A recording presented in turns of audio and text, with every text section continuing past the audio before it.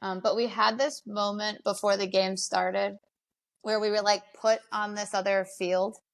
I don't know what sport it was. I apologize. But there's like a cement wall, basically. And we huddled up over there. And then we did like a GB cheer. And it like echoed off this wall through like the whole field. And you saw like people turn around.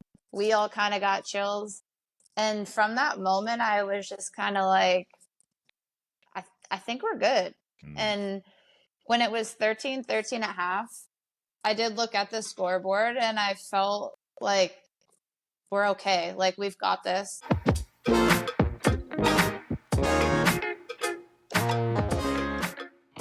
Welcome back to another episode of Georgeonsports with me, your host, George Egator, returning as gold medal winners of the IFAF Euro Flag Championships of 2023. We have Grace, Kellie, and Britt. Now, if you watch the show, you would have seen that we had the ladies on the show prior to them going out to Limerick and Ireland for the competition. And the motto was grab the gold or get the gold. Previous to that, they'd recorded a silver medal, and previous to that, a bronze. So, we kind of thought it was the right time to go out there, put a stamp on the tournament and claim that gold. And lo and behold, the gold has been secured. How does it feel to be announced as the gold medal winners of the European IFAF Flag Championships 2023? Talk to me. Tell me, what does it feel like, Grace? Yeah, it's unreal. It's been such a long 4 years since the last tournament. So even just to be there and feel the atmosphere and see all the other teams, see the players that you know from club and things like that. It was crazy to get back out there. And they did like a bit of an opening ceremony, so it all started kicking in then. And great, Kellie. Yeah, it was an unreal experience. I think I'll never forget when that final whistle blew. And that moment we all ran onto the field. It's, dream come true. I can see you smiling there. And I know you can't wait to tell me what it was like. Tell me what it was like. I mean, I echo the girls. It was unforgettable. Every aspect of it. And then the end, when we just were able to celebrate, some of us cried. Man, yeah. But yeah, unforgettable, a relief, and just exciting. And I mean, that game against Spain, I am gonna start from the top, but at halftime, you guys were level. So it could have gone any way. And, at that point, you're probably thinking, all right, we got to dig in here because it could go to Spain, but also we could also go and get the win. But like I said, we're going to go back to the top, take it all the way back to day one. Obviously, you had a 3-day tournament. Day one, you guys are playing against France. I think that's correct. You beat France 32-27, a close game. Being that was your first game, normally, in your first game in any kind of sport, not to talk about, on a road to a gold medal journey, you want to get the first pass, catch the first ball, just so you can feel, your feet embedded into the ground. What was it like playing in the first game, getting the nerves out? What if you had the nerves? And obviously being able to beat France 32-27, Kellie. Obviously it was nerve-wracking when we first stepped on the field because it's been such a long time, but I think there was just so much excitement going into this tournament that, like, once the adrenaline hit and you were in game mode, that was it. You just forget about everything else and you literally just play football. Britt? And it was a close game. I think there were definitely nerves, but we're pretty methodical offense, I think. And so I figured if we could just get the couple passes completed, get everybody involved, we'd be okay. I think we just kind of got in the huddle and we're all like, let's just play some football and try and just like focus on what our jobs are, and figured we'd come out successfully in the end. And if we could get through that first game, I was like, all right, we're on the front foot, and we just keep going. So I was really proud of everybody for just kind of keeping their emotions in check, and doing their job. And we moved the ball. And I think I actually think we didn't score the first drive, but we moved it. And so I was like, we're all right. You said something there that's really key. In a tournament like this, knowing the history of what you achieved, the bronze, the silver, and obviously going for gold, keeping your emotions in check. I imagine, obviously, a lot of you guys traveled together. You all traveled together to Limerick, and there would have been a buzz and a vibe, and everyone would have been excited. And you then get to the ground, or you get to the field for your first game, and you manage to get the win against a tough team in France. But then you guys lose to Czech Republic 44-40 in a very close game. Talk about that game, Kellie. Yeah, that game happened. We definitely didn't go into it as prepared as we should have been, and we were kind of on the back foot from the get-go, and just sort of didn't end up catching back up. Offense were amazing. I mean, look how many points they scored. It was again a close game, but unfortunately it was a loss. Like I say, we weren't as prepared as we should have been coming into that, especially after coming off such a high from the France game. But I think we learned a lot in that game, and actually it probably did us a favour, if anything, propelling us to not make the same mistakes going into the games. So kind of after that game was done, it was like, right, we know what we did wrong. We know what the mistakes were. They can't be repeated, essentially. Right. And Grace, I am going to come to you. But Britt, something I wanted to ask. Obviously, you win the first game against France, kind of gone to plan, ticking the box. You're facing the Czech Republic now, and you obviously take the L. At some point during that game, is it a case of, all right, we're down, maybe we didn't think we'd be down, the plan goes out the window, and now we're just going to play flag football? Is that ever the case, or did you guys stick to the regiment, or was it a case of, all right, we're down, we weren't expecting to be down, we're just going to play? I mean, I can only speak from the offensive side of things, and we trust our defense. So I think for us, it was a little bit of, okay, they're going to figure it out, but all we can do is just keep scoring, which, to be fair, I don't think they really stopped the offense. We were just hoping defense would get one, and we keep going, and we kind of just ran out of time. I think defense did start to figure it out, but it was too late. And it was a lack of preparation on our side, coach's side.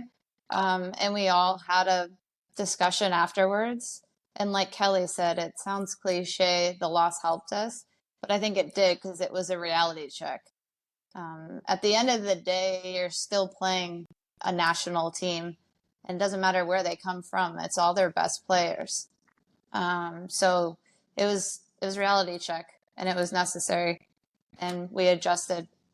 You definitely did, because after taking that loss, you guys go on to play Sweden, and you I was going to use a word there which I probably shouldn't use, but you absolutely annihilated Sweden 60-6. Now, whatever you guys said after that loss to Czech Republic, it worked, because, like you said, you rallied, you had your discussions with your teammates and coaches, and said to yourselves, what went wrong in that game? And I think you guys said it, let's not repeat that. You go out and you dismantle Sweden. What was behind such a overwhelming win? That scoreline is not a scoreline to be messed with. You guys really put your foot down at that point. Defense work. Yeah. I think we did have a really quick conversation before we warmed up for Sweden.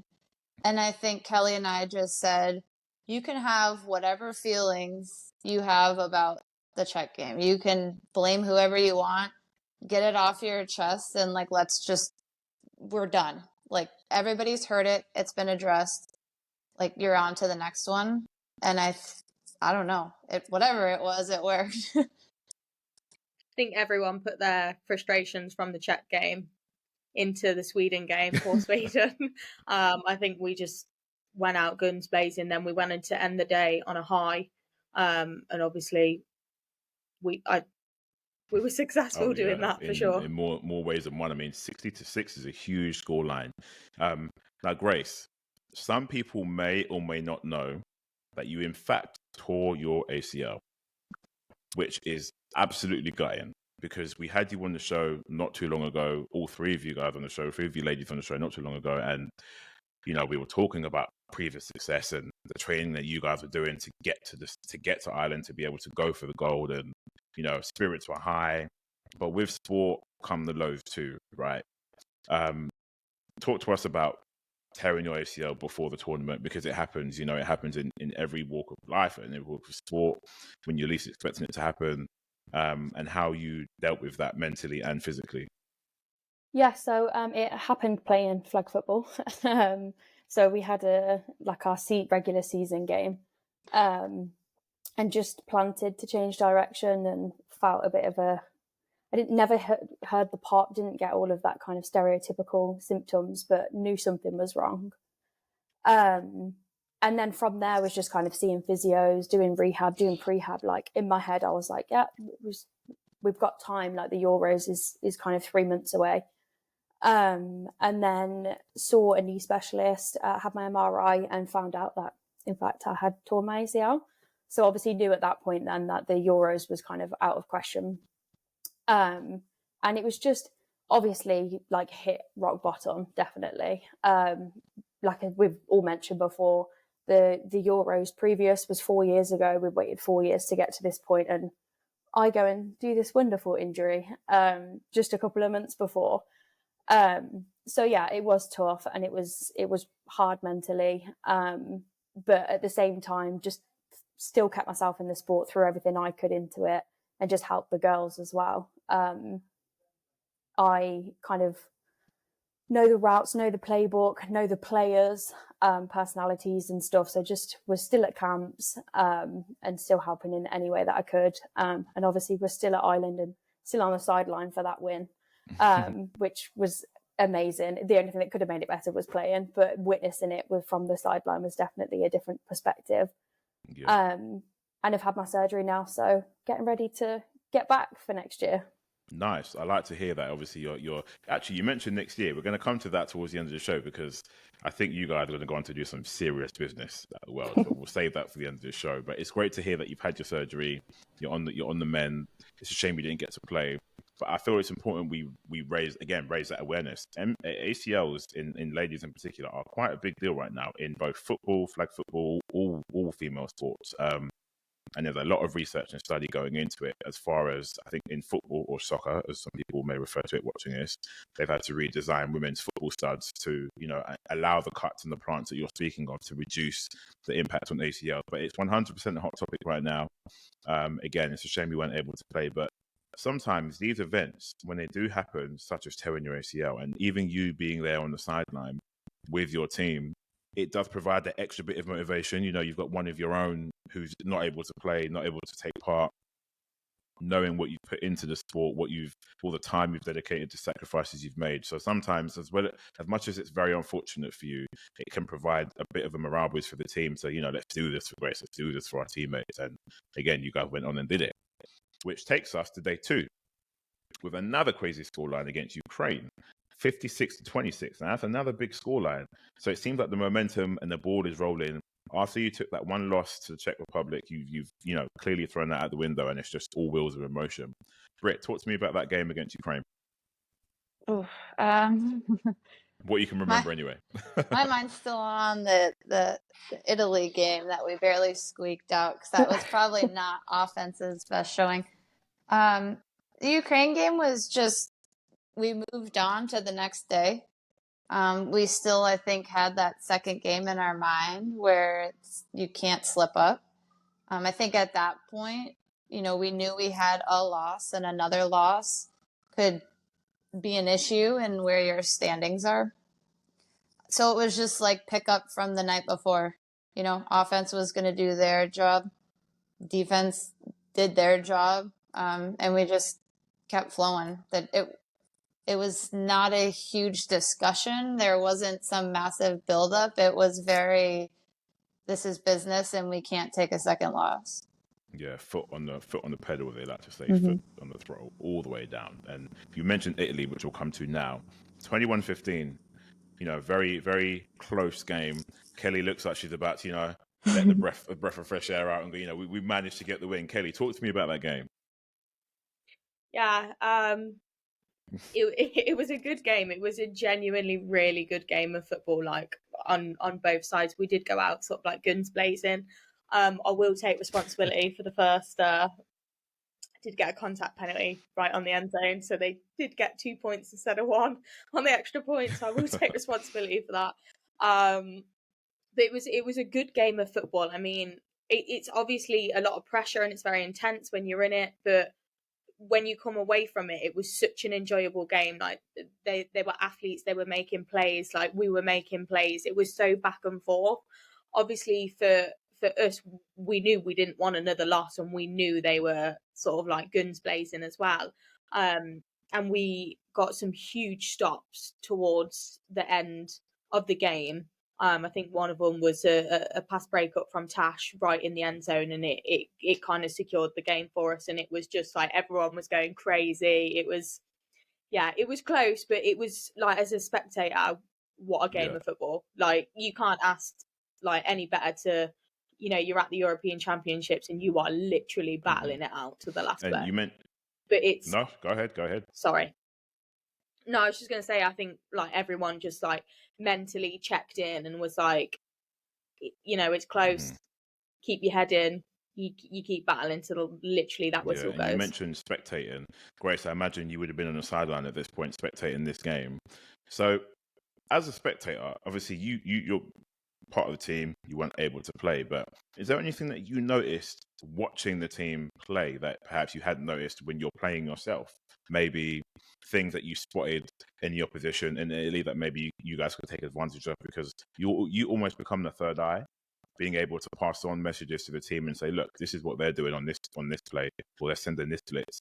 Did that occur to you at any point? Is that something that happened? Yeah, a couple of times. But I think it's a fine line. Obviously, I am a player and I'm involved, but we've got like a great coaching staff as well, and everyone's so like zoned in that moment that it's difficult to be like, what about this and how about that? You just kind of trust that the coaches know what they're doing, and it kind of gets left to them. But there was a couple of times where I was in Dean's ear or in Brittany's ear. But it was that Italy game it was so painful being on the sideline for that game. I think if you were neutral, it would have been a great game to watch. But from my perspective, not being on the pitch, just watching it, I was like, my God, it was nail biting. Yeah. Britt, you said you mentioned it wasn't, I think, offense's best showing in that game against Italy. Break it down for me. I think we had 2 or 3 chances where we had first or second down from like the 10 or 5-yard line and didn't put it in the end zone. And that put a lot of pressure on our defense.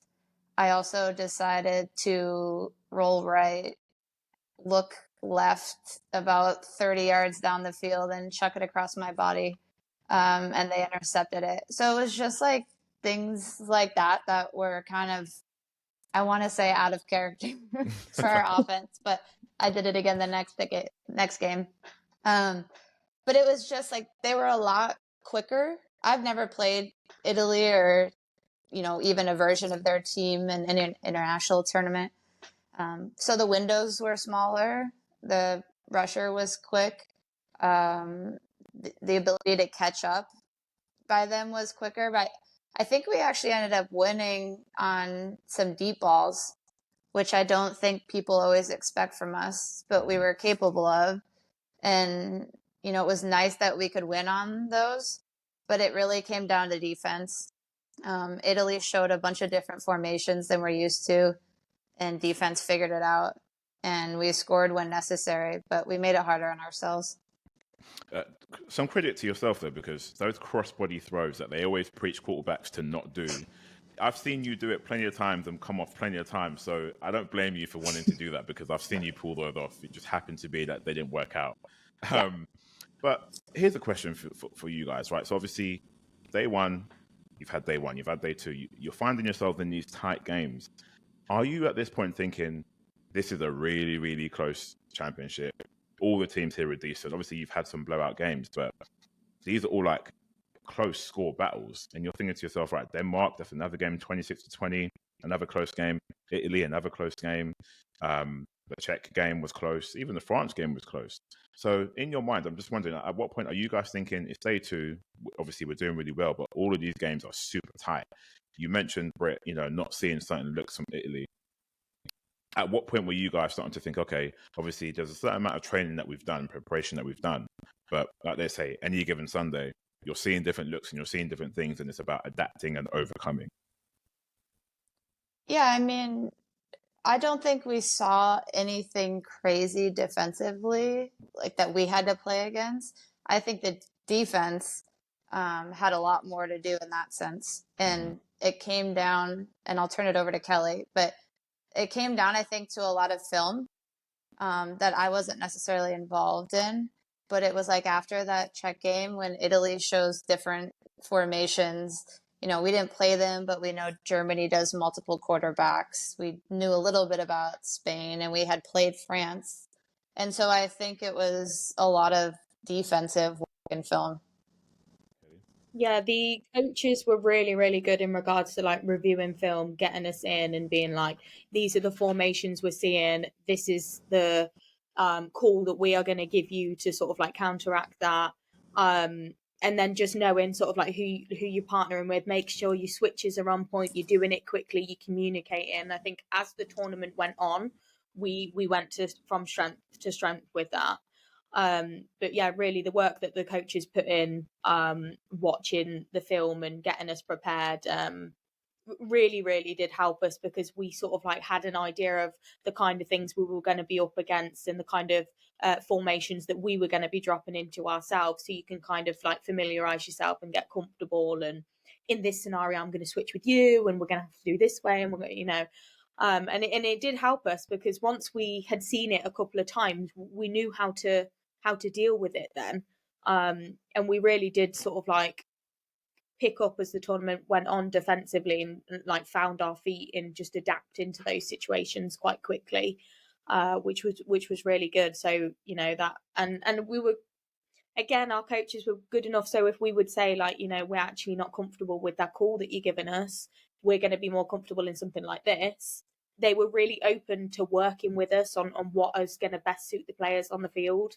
So yeah, a lot of credit to them, really, for that. And then obviously we had a great bunch of girls on the field that gelled really well, which obviously helps. And on that segue, in terms of you speaking from a defensive point of view, it sounds like things did definitely click, because you go into day 3 now, where I'm sure, you know, there's a lot of anticipation, nerves are possibly through the roof. This is the day where you could potentially win it all, win that gold medal. I don't know if any of you were thinking this, but you're probably thinking, oh man, we did that show with George, and, you know, we were talking about grabbing the gold and we're going to run it back. And now we're running it back because you have got the gold. But your first game on day 3, Finland, a defensive shutout, 40-0. How were you lot feeling at that point? Yeah. I think it was like, we knew it was like the final day, you know, these are knockout stages now. You have to perform, like you have to be on it. And I think we, again, like I say, we went into it and we were like, right, we're on it. Like, we're not having it. And I think it was just take one game at a time, play what's in front of you. Don't worry about the next game. Just do your job, execute, on to the next. Grace. But yeah, I was happy with the No, shutout. yeah, for sure. Shutouts are great. I mean, they say defense wins championships, right? Grace, I wanna ask you this question, because obviously you're, again, we know you weren't able to play. You're on the sidelines, but all the pent up energy and the anxiety that you may or may not have had, you're not able to release it on the field. So whilst you're on the sidelines watching, it's day 3. You know what's at stake. What's going through your mind? Oh, that's a difficult one. Well, I was professional hype woman and DJ, so I still had a lot to do, and my job was hold the ball. DJ is a hard job at sporting events, man. It's a hard job. You got to get that music right, otherwise you want to bring the morale down. Tell me about it. They kept shouting at me the second the warm up would start. It'd be like, Grace, get the speaker on. But yeah, I mean, it is difficult. I think a lot of it is people management, is trying to see who needs the attention, who needs the pep talk, who needs calming down. Like the nerves are crazy once you're at that level. Like Kellie said, it's knockout. You know that you have to win that game. So I think a lot of my job was really trying to keep everyone level-headed and heads in, and like I say, professional hype woman. And I've got to say that people management, and I like to call it emotional intelligence as well, knowing when to give this person the pep talk, or okay, Britt wants to know this, being able to lend that information, or Kellie might have missed this on D, and you can tell her that too. It's a really important role in sports, because not only are you guys athletes and you're doing work on the field, but there's so many different elements as well. And being able to manage the people side of things, manage the emotions, is very, very important. So whilst you weren't playing, you still had a very important role. And again, that DJ role, people don't understand until you do it. It's really difficult. So props to you. It is tough. The queue, every time I was checking the queue, like, there's got to be a good song coming on. Yeah, that's right. That's right. Britt, 40 to zip. You're a QB, you know, you're getting that ball out, you're making plays. Talk to me about that game. You know, you guys have stepped up day 3. Defense are balling out. Offense are putting points on the board. Talk to me through, you know, opening the final day with a 40 to 0 win. That's got to feel good. Yeah, I think it was just like what, you know, Kellie said. It was no kind of messing around, and, you know, any team can score pretty quickly. So if offense took it for granted and didn't do their job to score, you know, one touchdown, one pick six can change a game. So it was just very much stay focused, keep scoring, be slow and methodical about it, to take time off the clock and just get the win. And points didn't really matter at that point, but it was just finishing the job and then moving on to the next one. That's it, finishing the job, because like you say, it's easy to get complacent. It's easy to take your foot off the gas when you do that is when you get the interceptions, you get the mistakes and the errors in play calling and things like that. So it's important to stay focused. Mm-hmm. On the note of staying focused, you come up against France once again. You played them on day 1. We're playing them again on day 3. Another close game, 32-21. How were you guys feeling about that game? Kellie, talk to me about the game against France for the second time in 3 days. Yeah, I would say that we were more prepared going into it. And I would say that, you know, we know they're a good side and we knew it was close before. In my opinion, and people might disagree with this, but in the first game, I genuinely believe they were the better team in that first game. And it was just, in my head, I was like, we need to be the better team. Sorry, Britt. We need to be the better team going into this game. And I think we were. I think it was only towards the end, I would say, that it started to get closer. I think we were moving the ball so well. We were scoring. We were stopping touchdowns and things. I would say it was towards the end of the game where they started to like pick up their momentum, and we just dug deep and managed to hold them off. Yeah, I mean, I was looking at Britt's face there. You know, she was a bit she wanted to jump in there, but Britt, go ahead. I mean, to each their own opinion. No, I'm just kidding. It's really hard to beat the same team twice, I think, in a weekend. And France is a great team. I mean, they're athletic, they're fast, they're well coached. So, I mean, there's a little bit of nerves playing the same team. I think maybe we thought there'd be more adjustments on their defense. And when there weren't a ton, we just kept taking, you know, what was there. I think Grace is downplaying her effect on the sideline. I think she was very like, keep taking what's available. This person is off. Trust your throw. Look over here. And it was a good combination of her coach, Jack, and myself just trying to be patient, not push anything that we didn't need to. And defense absolutely stepped up. I think it was like a fingertip catch by one of their receivers deep down the field that got them one of their touchdowns. I think defense had stepped up where teams weren't like methodically moving the ball. It took a double QB situation. It took a fingertip catch. It took a deep ball where maybe we just had a small miscommunication.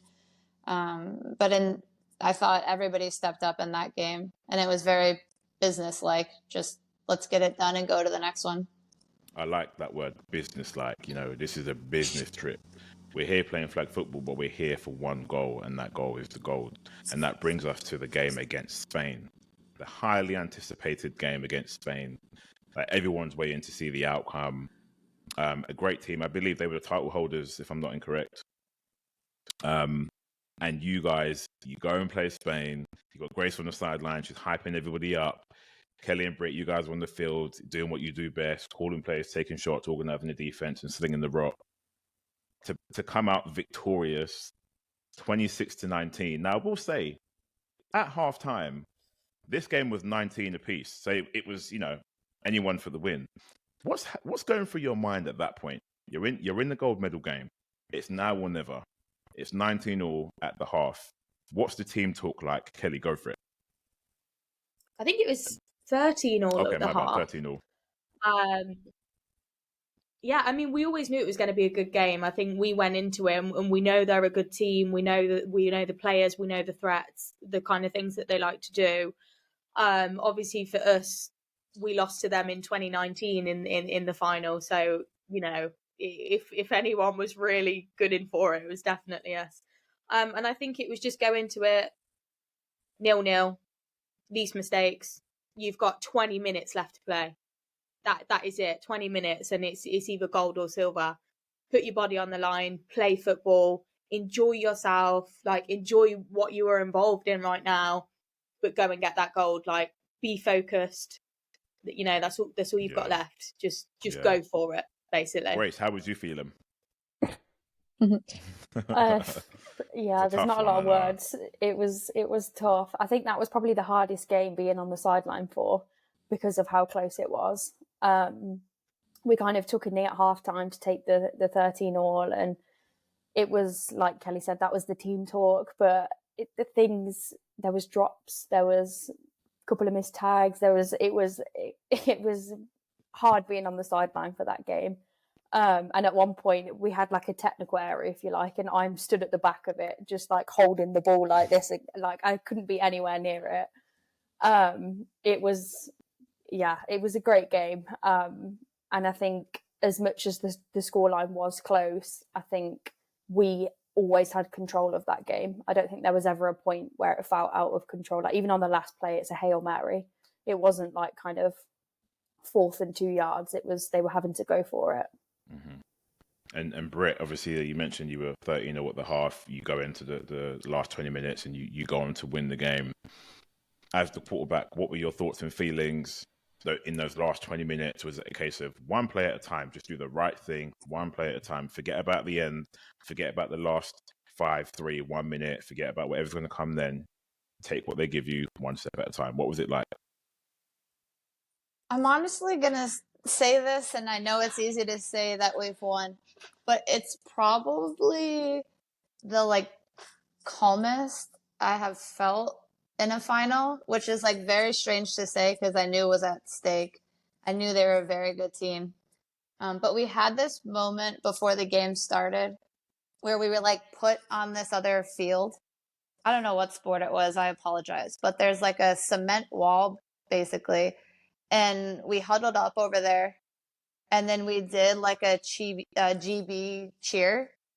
And it echoed off this wall through the whole field. And you saw people turn around. We all kind of got chills. And from that moment, I was just kind of I think we're good. And when it was 13-13 at half, I did look at the scoreboard and I felt we're okay. We've got this. Offense had been moving the ball when I watched the game back, which I have multiple times. There was definitely some moments where we got not lucky, but they weren't your normal easy throws and catches. But once I saw some of the girls make those catches or those plays, I was just okay, everybody's here to win this game, to make these plays. And then when we got the ball with 2 minutes left and we could win, it was tied. We were okay, even if we didn't score technically. I was just excited. And we needed a big 4th down that drive. Amy caught a comeback. And after that, I was all right, we got 4 more plays. We just need to punch this in. I told Jack, don't do anything crazy. Let's just keep moving the ball down the field. And then when Phoebe scored, I almost lost it. I started crying and asked Jack for the extra point play. And then after that, I was barring something chaotic, defense has got it. There's a great photo of that moment from Brittany scoring that touchdown. She dropped to her knees and there's a scream. I did. Honestly, very passionate. emotions. Yeah, it's passionate. Emotions are running high. You know, you're realizing what is about to happen here. And I'm sorry, but what a story! You win the bronze. You lose to Spain in the gold medal game, and you take the silver. Here you are again against the same Spain team who you lost to. And that moment where you just described Britt sounds like, you know, people talk about having like the third eye or having that sense or the aura of a good feeling before a game. That speaks volumes. That speaks, you know, it speaks to everything you guys have been doing, the training you've been putting in. For whatever reason that you got moved to this other field, we'll never know. But to do it, the cheer, which you probably do all the time, but to have that echo reverberate around the area you're in and for people to kind of take notice, I think even everybody else, possibly even Spain, probably thought, what's going on here? Why is there this vibe in the air, this GB vibe in the air? And you mentioned that you think it's the weirdest, you being calm and staying calm in a situation like that. It's something I've heard quite often. I have heard, you know, people are, you're basically in the fire, but you're able to remain cool, calm, and level-headed. And that's what you need. You don't want things jumping up and down. You don't want emotions all over the place because you're trying to win that gold and you're trying to stay focused. But lo and behold, you guys get the 26-19 win. You get the revenge on the Spanish team. But the most important thing is you claim the gold and the story is complete. All the hard work, all the sacrifices, all the training. And one of the most important parts too is being able to come back on the show and talk about the gold medal. The question is, who has the gold? Has anyone got the gold medal? I think I can hear it. There it is. Yeah, Amazing. of course we have. Amazing. I mean, you know what? I promised this gold medal to so many people. I was like, we're going to get you the gold medal. You know, and I'm very happy to say we delivered. Otherwise, I'd have to hide. Delivered 100%. I mean, what an experience to go out there, having the time of your lives as well, playing flag football, doing what you love, and coming back with the gold medal. By the way, inspiring a whole new generation of people to play flag football. Britt, I know you were named the MVP. And I'm going to take you back. I'm going to take you back to when we had you on the show last time. Now, if you recall, you mentioned being at the Tottenham Stadium, playing flag football at the halftime in front of the crowd. And when you were leaving, you had, I think it was a young girl who came up and spoke to you. And, you know, people probably weren't aware of the fact that you could play at that level in the UK. Fast forward to you now holding this gold, the gold medal, and being named the MVP. That's got to feel great. I mean, that you look at the journey and the process, and here you are back on the show. All three ladies back on the show. You're bigging yourselves up. You've got the gold medal. You put the work in, and you've achieved what you wanted to achieve. Britt, looking back at the training, working things up, scheming for different teams, the film sessions, training, the injuries. Like here, we've got Grace with an ACL injury here, making it out to Ireland, having the wins, having the loss to Czech Republic, and then winning that gold medal and being named MVP. If you can, summarize this tournament for me. Somebody asked me to summarize it in one word the other day, which I don't know how you really do, but I'll go back to my first answer on this show. And it was unforgettable. It's a lot of work for everybody. It was a lot of flying for me, but I was happy to do it for this team. Absolutely gutted when I heard about Grace. She's kind of my safety net on the field, and kind of just like our heart and soul of the team, but also offense. So I just kind of like processed it, kept chatting with her, but saw it in a weird way as a challenge to try and kind of lead this offense without her in the huddle. And hearing everybody's story about what happened in 2019 Euros, but then the frustration when we were all told no to the World Championships. I actually remember being at training in the room when they told us no, and my stomach dropped, and I was new to the team. So I could only imagine those that had been part of it longer. It was silent, sad and frustrated. And then we just waited. And so it was relief to win. It was excitement for everybody that was involved. And then it was hope, like just hope that this gives the team and the sport a little bit more visibility, hopefully more support, whether that be funding, resources, just visibility on outlets, media outlets. Because we lost girls due to not being able to fund showing up to practices, going to tournaments. We will lose more if that continues. You can see what this team can do without, arguably one of the best players in Europe not on the field, and others that weren't able to join us.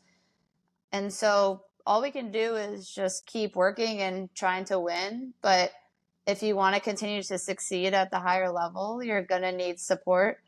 And I hope it keeps building that support, but also that the youth see what's possible. That not only can you play at the national team, but if you're part of GB, you can play on a successful team.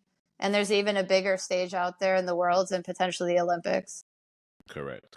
Absolutely. Kellie, what does it feel like? I mean, last time you were on the show, you spoke about how I believe you had a hand in creating your local team in Coventry. That is a journey, creating that team to where you are right now with that gold medal by your side. Again, if you can, how do you summarize this whole process and this journey? Because it's a hell of a journey.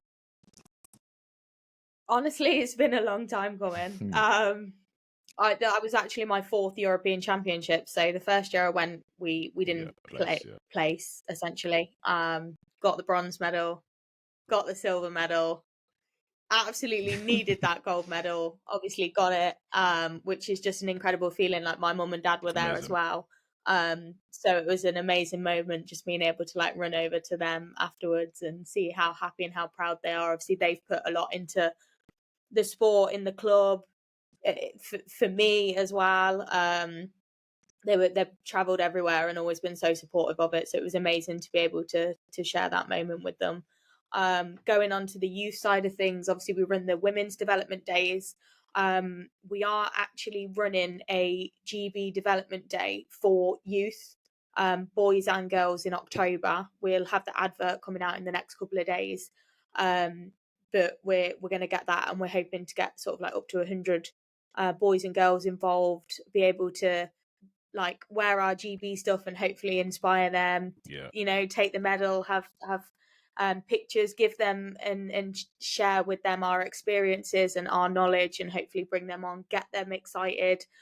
This is where you can go, this is what you can do, this is where I started, and just keep pushing through it, and you'll get there. And like Britt said, getting that them days out there for kids, and hopefully across social media and different platforms, and then eventually, fingers crossed, it is announced for the Olympics. It's obviously been announced for the World Games again, which is amazing. But these are a couple of years down the line. We could be a completely different team by then. We're hoping not to be. You ain't getting rid of us too soon. But obviously, it gives hopefully the boys and girls the motivation to, I could be 18 by then. I want to be in that side. I want to go to these things and stuff. So it's just, it's a story. That's for sure. It's a story. It's an exciting one. We've overcome a lot of hurdles to get to that gold, and I think genuinely we deserve it. We've overcome so much as a team, and individually as well, to be, like Britt said, to be at those camps. Some people couldn't do it, unfortunately, and that's such a shame. And we need to get to a point where we're taking all the best athletes and we have the resources and the funding to be able to do that. So these are obviously the next steps that we need to push for. But yeah, I would like to give Grace a little bit more credit just while I'm chatting your heads off. It was so hard. Obviously, me and Grace are the bestest of friends, so not having her on the field was absolutely awful. It was heartbreaking for all of us, but I felt it a lot. Feeling it for her as well. I knew how heartbroken she was over it, but if there was anyone on the team that would know how to deal with everyone and what they needed and be there for everyone, even when she's going through the hardest thing, it's Grace. And Mhm. I actually remember turning around and seeing her in the back of the end zone and thinking, oh God, in that Yeah, final game.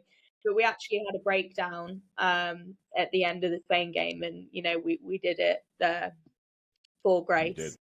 And I think you're not going to say it, so I'm going to say how important you were to that win. And Grace, You were a part of it, 100% coming 100%. to you, Grace, to wrap things up. You may not have said it yourself, like Kellie said, but your support, be it emotional, physical, to the team has, you can't understate that. You weren't able to physically play, but you were able to provide so much to the team on the way to getting the gold. But we're now looking ahead to the Worlds, because you ladies have qualified for the Worlds next year, 2024. Grace, you're on the road to recovery. You tore the ACL, you've had the surgery for the ACL, and you've got to have your eye on coming back stronger. You may have fallen, but you've gotten straight back up, and you're going to have your eye at playing in the Worlds next year. Talk about, you're able to look forward now. The tournament has happened, you've got the gold, but for you, it's a journey of recovery and what's next. Talk about how you're going to use this story, the successful story, albeit the ACL, to come back harder and take part in that Worlds, because you ladies have got a great team. Kellie, you said it, you could look like a different team next year. But the ladies that I'm speaking to and the ladies that I saw play that flag football have got everything it takes and more. So Grace, for you, is that your mission now? You're looking forward and you obviously wanted to take part in the next tournament, be the Worlds 2024. Yeah, definitely. I said previously, if I needed any more kind of fire in my belly than I already had, then the girls definitely gave it to me. Being on the sideline is never where I want to be. I want to be in the middle of it. A lot of the girls got a lot of nice photos and highlight reels, and I'm on the sideline crying. But yeah, no, definitely that is the aim. It's the big push to get back for that. Obviously, we've actually GB women anyway have never actually gone to a World Championships because either due to not qualifying, not being sent, or obviously then the COVID situation. So we've actually never had the chance to play against the kind of USA, Mexico, Panama, Japan, Brazil, Canada, all of those teams. So it's an exciting level. It's the next level for us. And for a team that went in at 20th, placed at 20th, for the Euros to have come out with gold, I'd say we've got a pretty good chance of going up against anyone in the world. And I will do everything I can do to make sure that I'm on that pitch as well. Obviously, keeping everything crossed that my recovery goes the way it should. It's a tight timeline, but one that hopefully I can accelerate. Hey, never say never. Never say never. I mean, ladies, it's been an absolute pleasure to have you back on the show. You are gold medal championships, gold medal champs of Europe, the IFAF European Championships 2023. You earned it. You put in the work. You sacrificed a lot. And you're back here celebrating with the gold medal. So all that's left to say is congratulations. You have inspired a whole new generation of boys and girls. You may not know that right now, but you 100% have. Keep working, keep pushing the game forward, and hopefully we're going to see you do some big things next year. But until then, I've been George from Georgeonsports with your gold medal winners, Grace, Kellie, and Britt, the IFAF European Flag Championships 2023, and we'll see you on the next one.